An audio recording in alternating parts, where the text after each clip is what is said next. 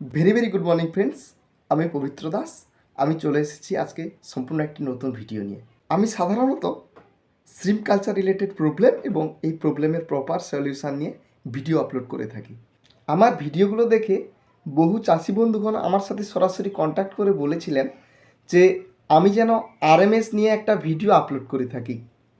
সেই জন্যই ওনাদের উদ্দেশ্যে আজকে আমার এই প্রতিবেদন, আরএমএস প্রবলেমস এবং এই প্রবলেমের প্রপার সলিউশনস।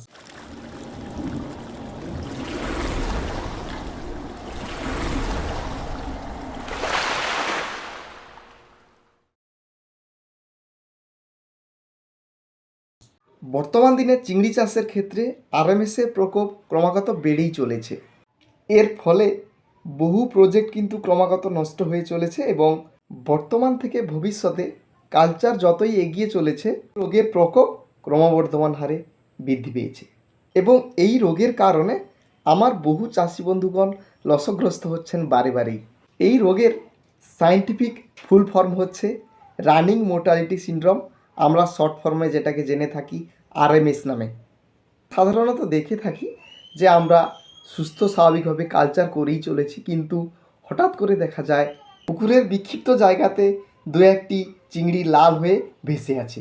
এটা হচ্ছে আরএমএসের ফার্স্ট স্টেপ। যদি আমরা আরএমএস আক্রান্ত পুকুরের চিকিৎসা সঠিক সময়ে না করে থাকি তাহলে আমাদের কালচার পুকুরের সারভাইভাল 50% অ্যাবাভ দেখতে পাবো না। আরএমএসের প্রথম পর্যায়ে চলে যাওয়ার পরে আমরা যদি কালচার পুকুরটাকে নর্মালি কালচার করে এগিয়ে নিয়ে যাই তাহলে আমরা যেটা পর্যবেক্ষণ করব সেটা হলো চিংড়ির বয়স যত বাড়বে খাদ্য গ্রহণের পরিমাণও ধীরে ধীরে কমতে থাকবে।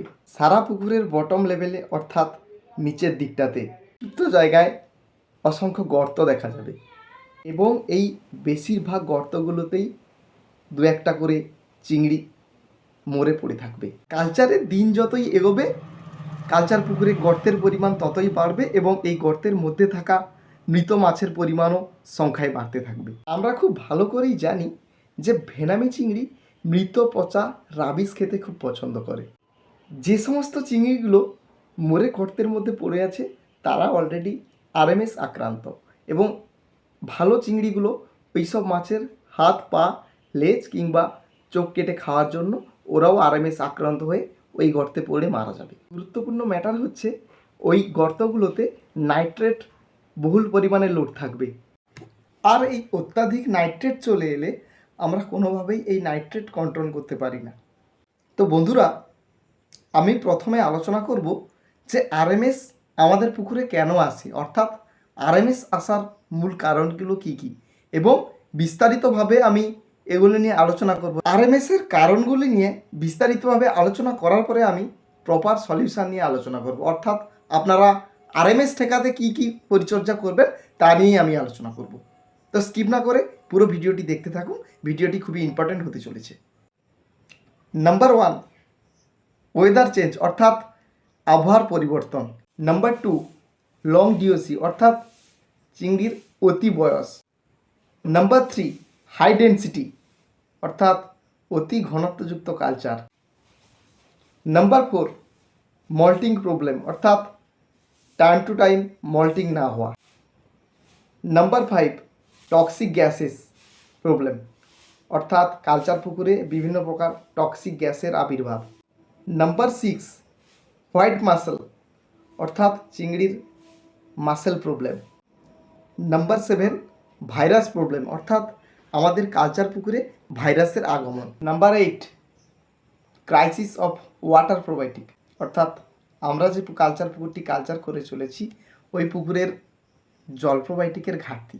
এবার আমি পূর্ব উল্লেখিত সমস্যাগুলি নিয়ে বিশদে আলোচনা করছি এবং সর্বশেষে এই আরএমএস প্রবলেমের প্রপার প্র্যাকটিক্যাল সলিউশন নিয়ে আমি আলোচনা করছি।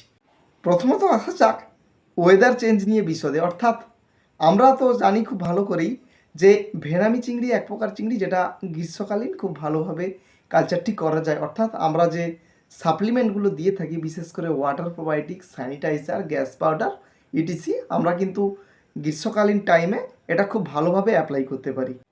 এবং আমরা খুব ভালো করেই জেনে থাকি ভেনামি চিংড়ি চাষের একটি গুরুত্বপূর্ণ বিষয় হচ্ছে পুকুরের পিএইচ মেনটেন করা, অর্থাৎ আমরা যে পুকুরটি কালচার করছি ওর পিএইচ সবসময় আমাদের হাই লেভেলে মেনটেন করতে হয়, তা না হলে কিন্তু নানাবিধ প্রবলেম চলে আসতে পারে কালচার পুকুরে। এবার আসা যাক ড্যাম্প ওয়েদার নিয়ে, অর্থাৎ আমরা গ্রীষ্মকালীন চিংড়ি কালচার করছি, কিন্তু হঠাৎ করে ওয়েদারের পরিবর্তন হয়, হঠাৎ করে অত্যাধিক ঝড় বৃষ্টি কিংবা ওয়েদার ঠান্ডা হয়ে যায়, তখন কিন্তু চিংড়ির কালচার করতে একটু প্রবলেমে পড়তে হয়। বিশেষ করে মল্টিংয়ে প্রবলেম এসে যায় এবং পুকুরের পিএইচের ঘাটতি দেখা যায়, এবং অত্যাধিক ঝড় বৃষ্টির কারণে সূর্যালোকের অনুপস্থিতিতে আমরা কিন্তু বিভিন্ন প্রকার মেডিসিন অ্যাপ্লিকেশন করতে পারি না। সেক্ষেত্রে কিন্তু চিংড়ি চাষের বিভিন্ন রকম প্রবলেম আসতে পারে, ফলস্বরূপ পুকুরে মোর্টালিটি এসে যায় এবং এ থেকেই আরএমএস প্রবলেম এসে যেতে পারে। এবার দ্বিতীয়ত আলোচনা করা যাক লং ডিওসি, অর্থাৎ আমরা যে চিংড়িটি কালচার করছি তার যদি অত্যাধিক বয়স হয়ে থাকে, আমরা খুব ভালো করেই জানি যে ভেন্নামি চিংড়ির অ্যাকচুয়াল কালচার হচ্ছে 90 থেকে 100 দিন, অর্থাৎ আমরা যে সিডটা নার্সারি বা কালচার পুকুরে ফেলেছি ওই পুকুরের সিড কিন্তু আমরা সর্বোচ্চ হলে 90 থেকে 100 দিনের মধ্যে আমাদের হারভেস্টিং করে দিতে হবে। এর বেশি যদি আমরা কালচার করে পুকুরটা নিয়ে যাই, অনেক ক্ষেত্রে দেখা যায় বহু চাষি বন্ধুগণ গ্রোথ না পাওয়ার কারণে চিংড়ি দীর্ঘদিন ধরে কালচার করে থাকেন, দেখা যায় যে 90 থেকে 100 দিন হয়ে গেছে কিন্তু চিংড়ির গ্রোথ হয়েছে অর্থাৎ ABW 15 থেকে 17 গ্রাম। এবার সেই চিংড়িটাকে চাষিরা বড় করার উদ্দেশ্যে আরও 2 সপ্তাহ কিংবা 3 সপ্তাহ, অনেকে 4 সপ্তাহ এভাবে রেখে দিয়ে চিংড়িটাকে বড় করার সিদ্ধান্ত নেন। সেক্ষেত্রে কিন্তু চিংড়ির একটা নির্দিষ্ট এজের পরে ইমিউনিটি পাওয়ার অটোমেটিক্যালি কমে যায়, ফলে আরএমএস আসার প্রবল সম্ভাবনা। অত্যাধিক সময় অর্থাৎ দীর্ঘদিন ধরে চিংড়ির কালচার করে কালচার পুকুর আরএমএস অ্যাটাক হয়ে যায়। চতুর্থত আসা যাক হাই ডেনসিটি, অর্থাৎ অতি ঘনত্বযুক্ত ভেনামি চিংড়ির কালচার। প্রত্যেকটি নির্দিষ্ট এরিয়ার জন্য নির্দিষ্ট পরিমাণে একটা স্টকিং ডেনসিটি লোডিং নেওয়ার পাওয়ার রয়েছে। এর মানে আমরা যে পুকুরটি চুজ করেছি কালচার করবার জন্য তার একটি নির্দিষ্ট পরিমাণ স্টকিং ডেনসিটি নেওয়ার ক্ষমতা রয়েছে। তো এর বাইরে যদি আমরা বেশি পরিমাণে সিড স্টকিং করে কালচার করতে যাই, সেক্ষেত্রে কিন্তু আরএমএস আসার একটা প্রবল সম্ভাবনা আমাদের পুকুরে রয়েছে। চতুর্থত আলোচনা করা যাক মল্টিং প্রবলেম নিয়ে, অর্থাৎ আমরা যে কালচার পুকুরটি কালচার করে চলেছি ওই পুকুরে যদি টাইমলি মল্টিং না হয়ে থাকে, তো সেক্ষেত্রে কিন্তু ওই কালচার পুকুরটি আরএমএস অ্যাটাক হওয়ার সম্ভাবনা প্রবল রয়েছে। 5 নম্বরে আলোচনা করা যাক টক্সিক গ্যাসেস প্রবলেম, অর্থাৎ আমরা যে কালচার পুকুরটি কালচার করে চলেছি ওতে টক্সিক গ্যাসের প্রাধান্য। টক্সিক গ্যাস বলতে আমরা বিভিন্ন প্রকার অ্যামোনিয়া, নাইট্রেট এবং H2S গ্যাসের অধিক্য। এর মানে হচ্ছে আমরা যে কালচার পুকুরটি কালচার করে চলেছি ওতে যদি বিভিন্ন ধরনের টক্সিক গ্যাস লোড হয়ে থাকলে চিংড়ির মল্টিং প্রবলেম থেকে শুরু করে চিংড়ির ডিও লেভেল শর্ট থাকবে এবং খাদ্য গ্রহণে অনীহা দেখা দিবে, ফলে চিংড়ির ইমিউনিটি পাওয়ার তুলনামূলকভাবে কমে যাবে, যার দরুন পুকুরে আরএমএস চলে আসবে। 6 নম্বরে আলোচনা করা যাক হোয়াইট মাসেল প্রবলেম নিয়ে। বিশেষ করে ছোট অবস্থাতে চেকটে টানার সময় হঠাৎ করেই চিংড়ি সাদা হয়ে যায় এবং ধীরে ধীরে কাঁপতে কাঁপতে বেঁকে যায় এবং অবশেষে মারা যায়। তো এই প্রবলেম চলতে থাকলে পুকুরে আরএমএস চলে আসে এবং মাছ কাটার পরিমাণ সংখ্যায় বাড়তেই থাকে। ওই সময় পুকুরে জাল ফেললে দেখা যায় যে জালে ওঠা মাছগুলি সাদা হয়ে যাচ্ছে, কখনো কখনো 50% অ্যাবাভ সাদা হয়ে যায়। আবার অনেক সময় দেখা যাচ্ছে যে আমরা জাল ছাড়িয়ে চিংড়িগুলোকে সঠিক অবস্থায় বার করতে পারছি না। হোয়াইট মাছ হলো অন্যতম কারণ হচ্ছে আরএমএসের। এবার 7 নম্বরে আসা যাক বিভিন্ন প্রকার ভাইরাসের প্রকোপ নিয়ে, অর্থাৎ আমরা খুব ভালো করেই জানি যে চিংড়ির কালচার অটোমেটিক্যালি ভাইরাস অ্যাটাক কোনো কোনো ক্ষেত্রে হয়েও থাকে। তো সেক্ষেত্রে ভাইরাসের আবির্ভাব হওয়ার সময়ও কিন্তু আরএমএস চলে আসতে পারে। আমাদের অজান্তেই কিন্তু চিংড়ি লাল হয়ে ভেসে যায় অথবা পুকুরের নিচে কেটে পড়তে থাকে, এটা ভাইরাসের আধিক্যের কারণে হয়ে থাকে। এবার 8 নম্বরে আলোচনা করা যাক ক্রাইসিস অফ ওয়াটার পোয়েটিক, অর্থাৎ আমরা যে পুকুরটি কালচার করছি ওই পুকুরে যদি ওয়াটার প্রোবায়োটিকের ঘাটতি থাকে, এর মানে হচ্ছে আমরা যদি টাইমলি পুকুরে জলের প্রোবায়োটিক ব্যবহার না করে থাকি, তো সেক্ষেত্রে কিন্তু চিংড়ির ইমিউনিটি পাওয়ার অনেকাংশে কম থাকে এবং আরএমএস আসার একটা প্রবল সম্ভাবনা রয়েছে, যার দরুন চিংড়িগুলো ধারে এসে মরে যেতে পারে, অর্থাৎ নিচেও মরে পড়তে পারে। বন্ধুরা, আরএমএস প্রবলেম থেকে মুক্তি পাওয়ার জন্য আমাদের বিশেষ কয়েকটি সতর্কতা অবলম্বন করতে হয়। আমি এবার সেসব নিয়ে বিস্তারিতভাবে আলোচনা করছি। আমাদের পুকুরে চারা মজুত করার পরবর্তী সময় থেকে পন্ড ওয়াটার প্যারামিটার সর্বদাই সঠিকভাবে মেনটেন করতে হবে, অর্থাৎ water pH, alkalinity, hardness, ammonia, nitrate, H2S, DO level ETC সঠিকভাবে মেনটেন করতে হবে এবং ভেনামি চিংড়ির জন্য পর্যাপ্ত পরিমাণ ফিডিং করতে হবে এবং খেয়াল রাখতে হবে কোনোভাবে যেন ওভারফিডিং না হয়ে থাকে। ওভারফিডিং হয়ে থাকলেই পন্ড বটম লেভেল ড্যামেজ হয়ে পড়বে এবং এর ফলে ammonia, nitrate, H2S, ETC toxic গ্যাসগুলো পুকুরে লোড হয়ে যাবে।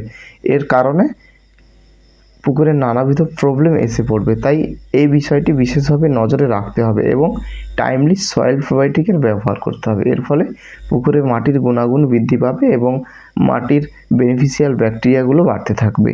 প্রত্যেক 10 দিন অন্তর ওয়াটার প্রোবায়োটিকের ব্যবহার যথাযথভাবে করতে হবে। এই ওয়াটার প্রোবায়োটিকের ব্যবহারের কারণে পুকুরের ওয়াটার প্যারামিটার ঠিক থাকবে, তার সাথে সাথে চিংড়ির ইমিউনিটি পাওয়ার অনেকাংশেই বৃদ্ধি পাবে। কালচার পন্ডে বেনিফিশিয়াল ব্যাকটেরিয়াগুলো সংখ্যাগুরু হিসাবে থেকে যাবে। পরিস্থিতি দেখে পুকুরে ওয়াটার স্যানিটাইজার অ্যাপ্লাই করতে হবে। স্যানিটাইজার অ্যাপ্লিকেশান করার কারণে পুকুরের এনিমি ব্যাকটেরিয়াগুলো নিষ্ক্রিয় হয়ে পড়বে। পরিস্থিতি পর্যালোচনা করে সম্ভব হলে প্রত্যেক মাসে 2 বার ওয়াটার স্যানিটাইজার অ্যাপ্লাই করতে হবে। প্রত্যেক মাসে 2 বার অর্থাৎ প্রত্যেক 15 দিন অন্তর সম্ভব হলে প্রপার ওয়াটার ল্যাবরেটরিতে গিয়ে প্রত্যেকটি ওয়াটার প্যারামিটার টেস্ট করব নিখুঁতভাবে। তাহলে কিন্তু আমরা প্রবলেমগুলো সঠিকভাবে বুঝতে পারব বা আমাদের কালচার পন্ডে কী ঘাটতি রয়েছে আমরা তা ফিল আপ করতে পারবো সঠিকভাবেই এবং এর জন্য উপযুক্ত ব্যবস্থা আমরা নিতে পারবো। ঠিক এইভাবেই কালচার চলাকালীন ট্রিটমেন্ট করে আমরা আরএমএস প্রবলেম থেকে সর্বদাই দূরে রাখতে পারবো আমাদের পুকুরটাকে। ঠিক এইভাবেই অ্যাকোয়াকালচার রিলেটেড সমস্ত প্রবলেম এবং এই প্রবলেমগুলোর প্র্যাকটিক্যাল সলিউশান নিয়ে আমি একের পর এক ভিডিও আপলোড করতে থাকবো। যে সকল চাষি বন্ধুগণ আমার চ্যানেলে নতুন আছেন তারা আমার চ্যানেলটি সাবস্ক্রাইব করুন এবং রাইট সাইডে বেল বাটন প্রেস করে নোটিফিকেশান অন করে দিন, যাতে করে আমার আপলোড করা নতুন নতুন ভিডিও এবং শর্টসগুলো আপনার কাছে সর্বপ্রথমে পৌঁছে যেতে পারে। আমার আপলোড করা শর্টস এবং ভিডিওগুলো আপনার কালচার করতে গিয়ে কিছু শতাংশ হলেও উপকারে লাগতে পারে। আপনাদের কালচার রিলেটেড যে কোনো রকম সমস্যার সমাধানের জন্য সরাসরি আপনারা আমার সাথে কন্ট্যাক্ট করতে পারেন। আমার কন্ট্যাক্ট নাম্বার প্রত্যেকটি ভিডিওর শেষে আপনারা পেয়ে যাবেন। আজকে আর বেশি কিছু না বলে ভিডিওটি শেষ করলাম। Thank you, all the best, with love, Pabitra Das. দেখা হচ্ছে আগামী ভিডিও।